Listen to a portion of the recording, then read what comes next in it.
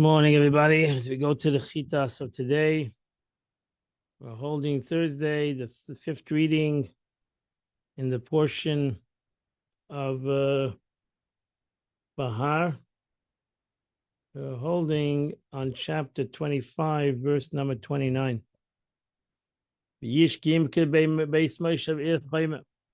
man sells a residential house in a walled city. Here the Torah is going to give you the laws of which houses are sold for a certain amount of time in different kinds of cities in the land of Eretz Yisrael.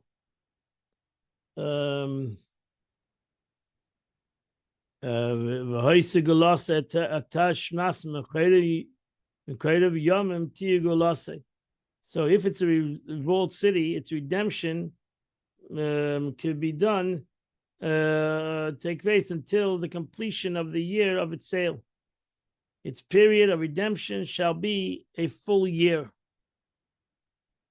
Now she says, what is the meaning? A house in a city, first of all, that's surrounded by the wall since the days of Joshua. So it can't be a city that's surrounded by a wall after Joshua came in to conquer the land of Eretz Yisrael.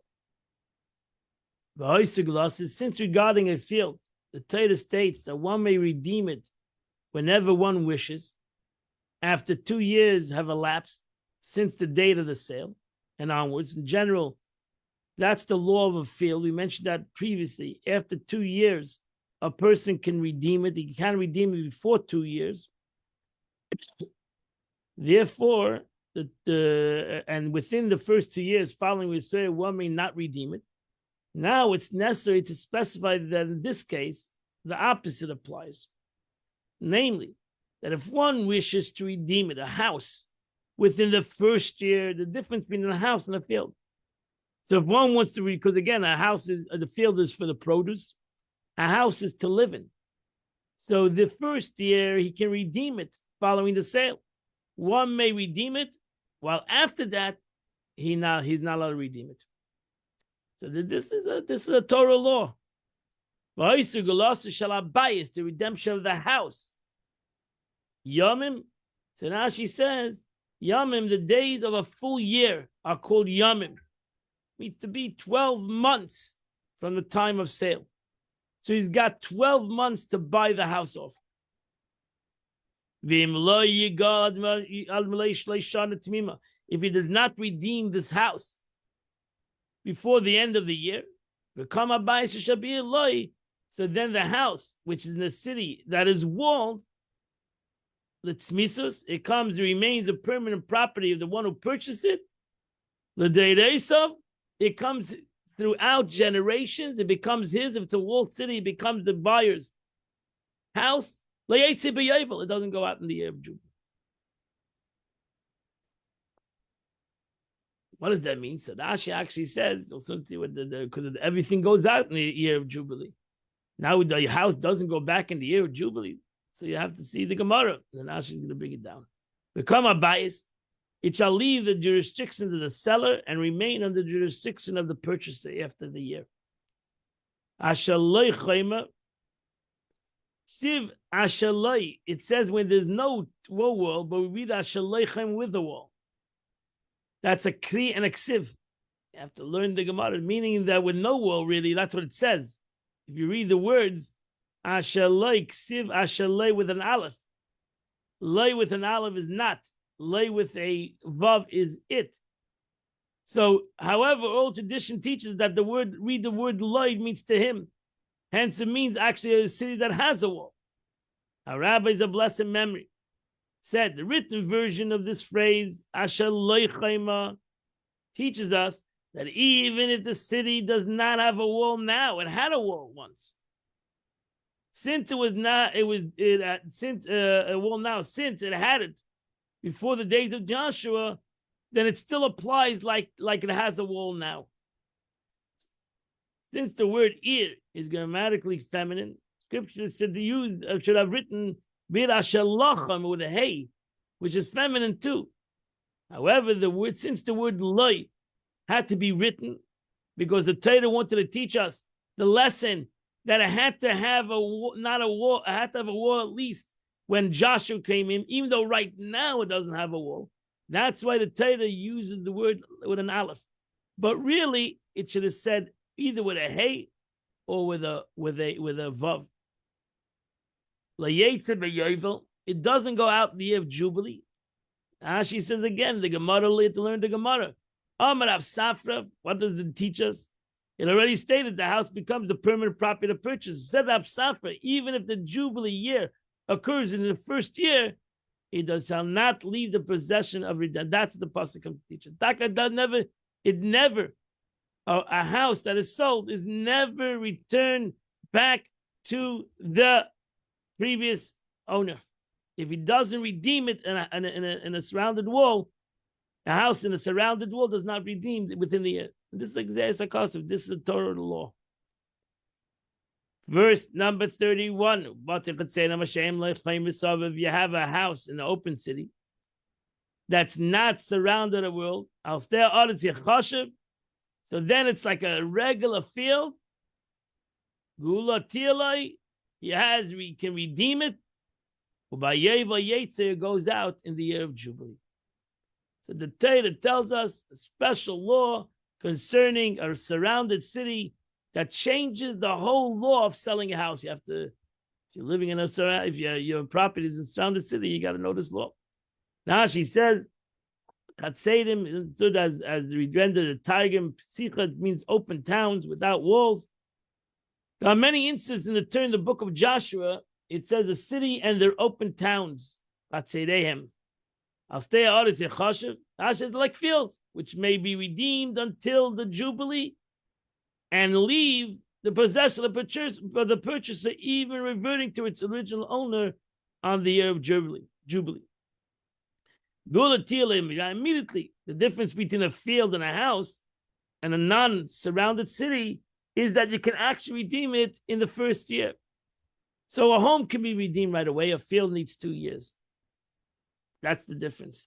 And in virtue of the elements, there are great advantages to the original owner than do as fields. Since fields may not be redeemed until 2 years have elapsed, and a home can be redeemed right after in the first year. Without any payment. With regard to fields, they're required to remain with the purchaser for 2 years. If the Jubilee occurs after only 1 year has elapsed from the sale, then the field reverts to the owner of the Jubilee year. But the purchaser takes back for 1 more year afterwards. In the case of the house in the open city, however, in the year of Jubilee occurs after only 1 year, the house reverts to original owner without payment. Verse 32. Regarding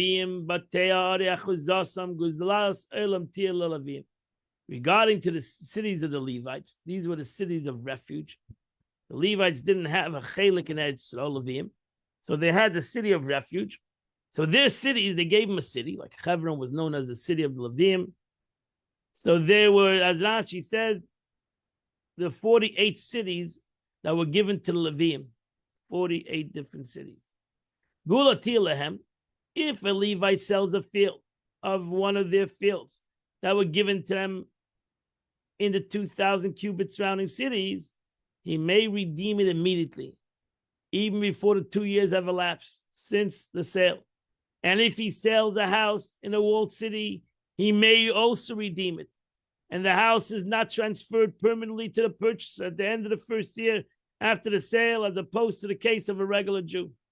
So a Levite can always redeem his land and his house. But if one purchases from the Levi, whether a house or an inherited city,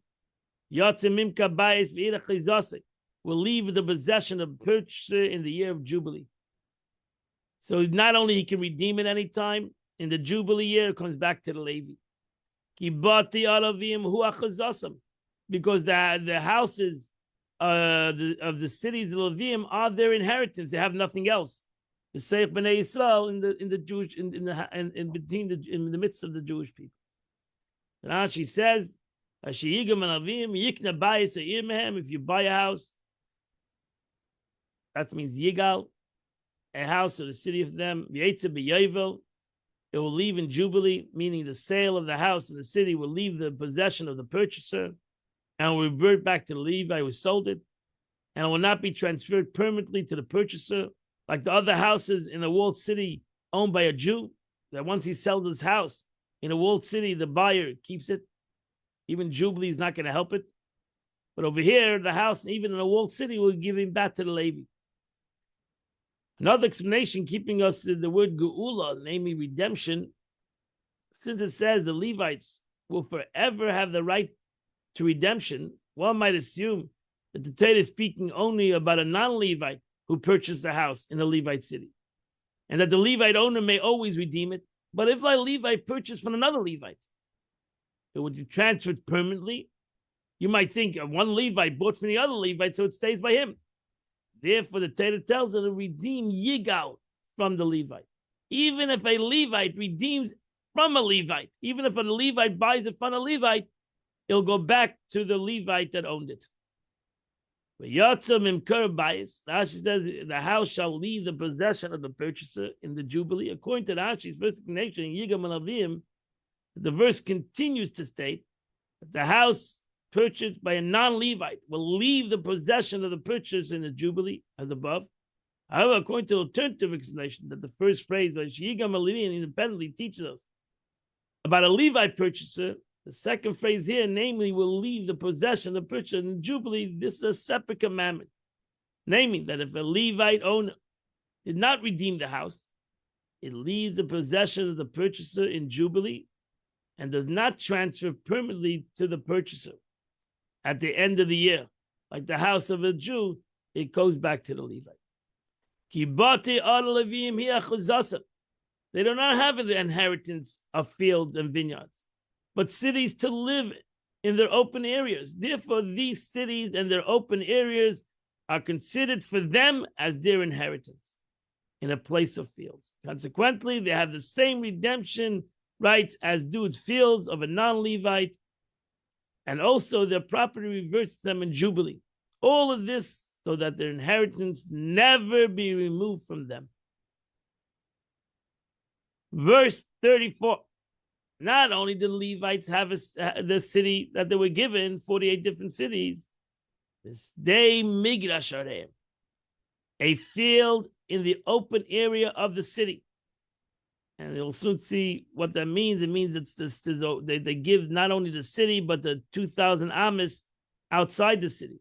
La Yimka, you're not allowed to sell that field. That's like an open area. Because it's an eternal inheritance to them. She says, this teaches also is by the treasure temple. If a Levite consecrates his field and not redeem it, the treasurer sold it. In Jubilee, the field does not leave the possession of the purchaser and revert to the Kohanim, as it's concerning the field originally owned by an Israelite. And if he sold the field to another man, it may no longer be redeemed, but a Levite may always redeem his field, even if it's given to the Beis HaMikdash. Verse 35, if your brother becomes destitute, umach yadei imach, and his hand falters beside you, you shall support him. Ger v'seishav, whether he's a convert or a resident, v'chai imach, he shall live with you. What does that mean? Rashi says, don't allow him to fall down and collapse. When you see somebody going in big tzaras, help him. In which case it would be difficult to pick him up again. Rather support him while his hand is still faltering. But then it's easier to help him out of his troubles. So what is compared to a load of donkey while it's still on the donkey? One person can grasp it and hold it in place. Once it falls to the ground, however, even 5 people cannot pick it up. So help somebody while he's still standing. Don't wait till he falls. Ger v'seishav, even if he's a convert or a resident, he's a resident living there. And what's the resident? Any non-Jew who has accepted upon himself not to worship idols is called a ger toshav. But he eats treif, but he's not kosher. He's allowed to eat non-kosher. But a non-Jew is not allowed to serve idols. So if he serves idols, then he's not a ger toshav. So we're talking about people that don't serve idols, they live in Eretz Yisrael. Such a person you have to help. Verse 36. Al titach mi'itei neshech. Do not take interest, the cybers or increase. V'yereisim elekecha, you shall fear God. V'chei achicha imach, and your brother will live with you. Now she says the rabbis regard this as one, but the Torah uses two terms: interest. You now take interest. Interest transgression by two negative commandments. So neshech with tarbis is both the concept of interest. You now take interest in another Jew. And you shall fear God, because a person desires is naturally attached to taking interest. And it's difficult to stay away from. But he rationalizes and grants himself false permission because his money, which was lying idle, while the dead to his hand, he says, listen, I could have used the money. So you're making me lose money. So a person can talk himself into why he has the right to take interest. Right? Because I could have made money. I gave you the money. I could have made money with the money. And now I'm losing that money. So you should pay me my losses. I'm not going to say that it's interest. I'm going to say I'll translate it into my losses. So therefore the Torah says you shall fear God. If someone ascribes his money to a non-Jew in order to lend it to a Jew, another guy says, I'll do another chachma. I won't lend it to the Jew straight. I'll give it to the non-Jew, and he'll lend it to the Jew. And that's how I'll circumvent this law. It's not me who's lending the money. It's the non-Jew who's lending the money. I'm taking interest from the non-Jew who's taking interest from the Jew. This matter held secretly in man's heart and thought. Who's going to know that? Therefore, the Torah says you shall fear God. As kasbachal inditem beneshech. You should not give your money in interest. Like the Torah says it twice. You should not give your food an increase. Whether it's money, whether it's food. I am God your God. I am God your God who took you out of Mitzrayim. I said it's Canaan, to give you the land of Canaan. To be your God. Now she says, what is the connection of Yetzias Mitzrayim to interest?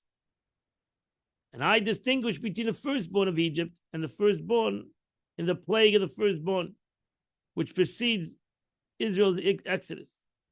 I'm capable of discerning the exact punishment for someone who lends money to his fellow Jew with interest. And he says it belongs to a non-Jew. I didn't lend it to the Jew. I gave it to the non-Jew, lend it to the Jew. Another explanation, in effect, God is saying, I'm the Lord your God who took you out of the land of Egypt on the condition that you keep my commandments. Even if it's difficult, you're losing money. You're giving your money to a loan and you're not making money off it. So your money is laying in somebody else's hand and he's making money and you're not making money. Still in all, you should not take any interest. Los lachem es eretz Canaan. I given you the land of Canaan. I give you the land of Israel. A reward for accepting my commandments. Lias lachem lelekim. For I am God. Anyone who lives in the land of Israel. Oh, this is a heavy Rashi. Rashi wrote this, even though he was living in the land of France when he wrote this.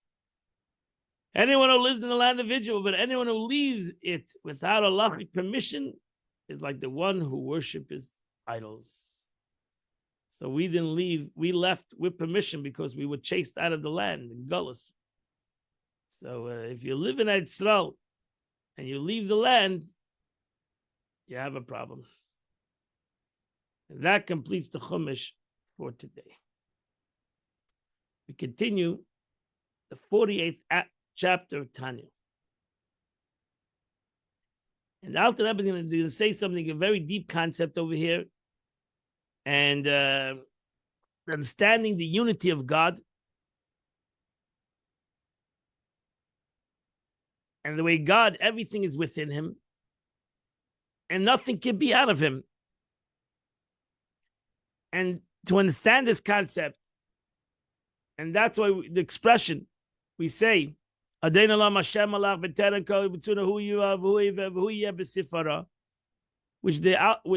Kabbalah it's the concept Leisha Nisi. There's no change in God from before creation, after creation, because everything is God.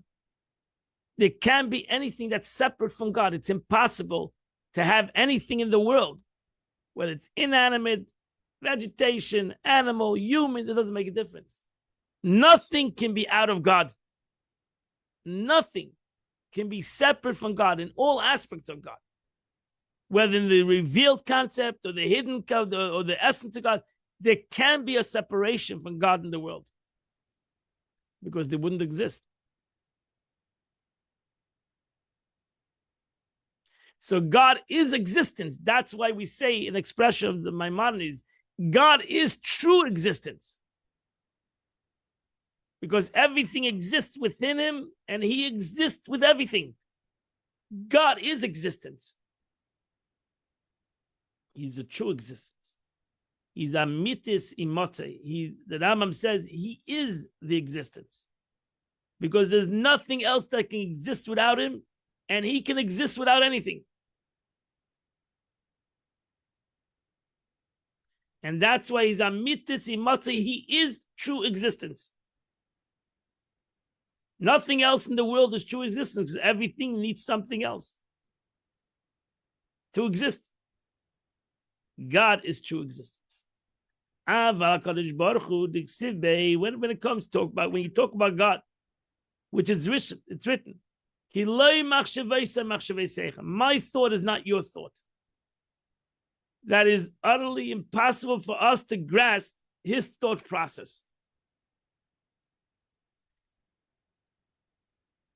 Well, why?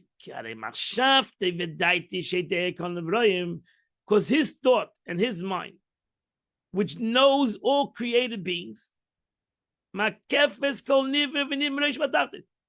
So by us, we gave the example. By us, I see this thing, but it can't be within me. That's the expression. What is the expression? My thought is not your thought. I mean, everybody knows two people don't think like each other. So what is the great expression that the prophet says? My thought is not your thought. Two people don't think like each other. So for surely you cannot think like God. If two people don't think, the Gemara says, two people don't think like one another. So surely humans and God don't think like each other. So what's the big expression? My thought is different. No, this is the meaning of the verse. Your thought, you might have this in your thought, but it's not physically in your thought.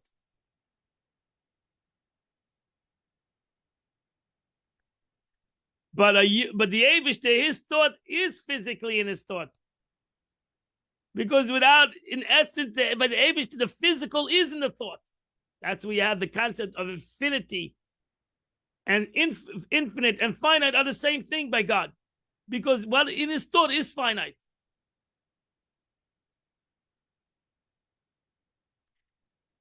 So what does it mean? That the Eibishter in his thought, if you can imagine that concept, that the Eibishter, not that the Eibishter had a thought, and then he has a physical thing.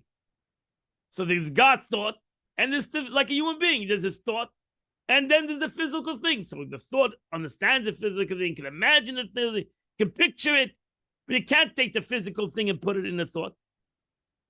But the Eibishter is not like that. By God, the physical and the spiritual and everything is all the same. It's all in his thought.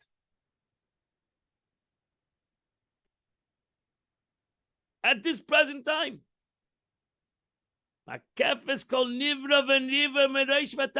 We are in God.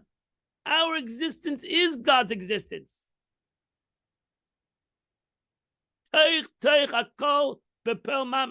Inside the very core, all in actual reality, and not with the thought of mortal man. So therefore, that's what the prophet's saying. Is that my thought is far from your thought. Your thought can only grasp the spiritual. You cannot put the cup in your head. The Eibishter's thought does surround the physical. In the Eibishter's thought is the physical. Very deep concept. The Alter Rebbe now goes to give an example that God's thought and knowledge encompasses a specific object. For example, in the case of this orb of this earth, his knowledge encompasses the entire diameter of the globe and the earth. It's in his thought. In all aspects of the world, to the essence to the depths of this world. And he creates it until the bottom. Because this knowledge that God has is the vitality, constitutes the vitality of the whole spheric thickness of the earth. The creation from nothing into something. So the whole earth was originally created and continues to be created ex nihilo as a result of God's knowledge of it. And that's the beauty of the concept of Echad and Miyuchad, that the Eibush is one with the world.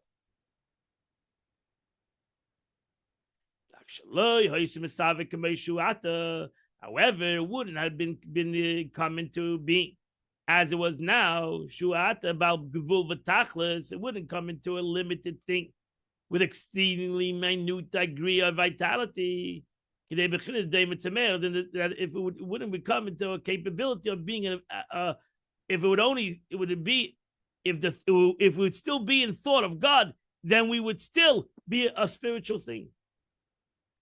Therefore, the Eibush had to take his thought and mitzancim his thought. The thought itself had to become tzimtzah, to contract his thought, so they have to give the capability that within his thought there actually should be a human being. There should actually be the orb of the earth, not only in his thought but also in actuality.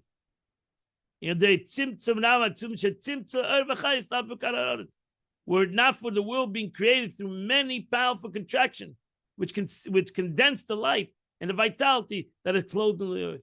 But that's concerning us. By God, there's no concept of tzimtzum. By the Eibush, there's no concept of a contraction. As the analogy of the person that's hiding, there's no concept of hiding by the person that's hiding. It's by the person that's being hidden from that there's something that is hidden. So to animate it and to sustain it into a finite and limited status, the categories of organic and vegetable matter alone. Thus, the minute degree of elimination, which results from tzimtzum, from this contraction, enables the earth to exist in a finite manner, and only in a finitude organic and vegetable matter. God's knowledge, however, as shall presently be explained, encircles the earth from above. It's still there. That thought is still there. Because if it wasn't there, it wouldn't be a world. You wouldn't have it. You wouldn't come down into a low degree of vitality. It wouldn't be there. For since his knowledge is infinite, while the world is finite, it's impossible for his knowledge to pervade the earth, even though this knowledge constitutes the earth's very creation and existence.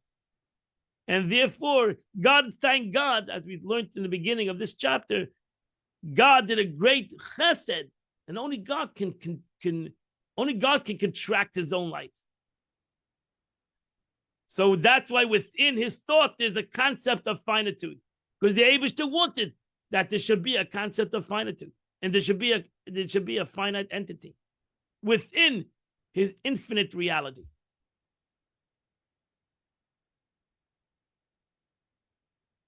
Okay, this such a chapter in Tanya needs to be learned 100 times to grasp even a little bit what the Alter Rebbe wants to explain in this concept of what tzimtzum is. That we should chas v'shalom. That's why many rabbis, as I said, in his time, but ultimately everybody agreed to the Alter Rebbe. At the end, But it held no, the Eibishter Pasha separate himself from the world, because how do you put the two together? They couldn't comprehend to put the two concepts together, which is a very difficult concept, but you have to learn it, and you have to come to the conclusion that there's no other way of potato to learn this concept, that the Tzimtzum is not Kipshuta, that the Eibishter separate himself from the world, but that the Eibishter hid himself from the world to give this world a finitude concept, that the world should feel as a finite entity, as a self entity.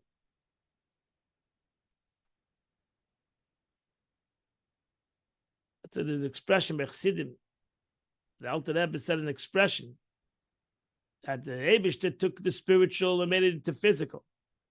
That was his doing, and then God took, and we take the physical and return it back to the spiritual, and that's what we have to do. So really, everything is spiritual, but the Eibishter took the spiritual, he condensed the spirituality, and which created a finite entity, something that's opposite of spirituality. Spirituality is unity. The world is separation, is disunity, and we need to bring back unity into this world to make it a unified world, to return it to its source.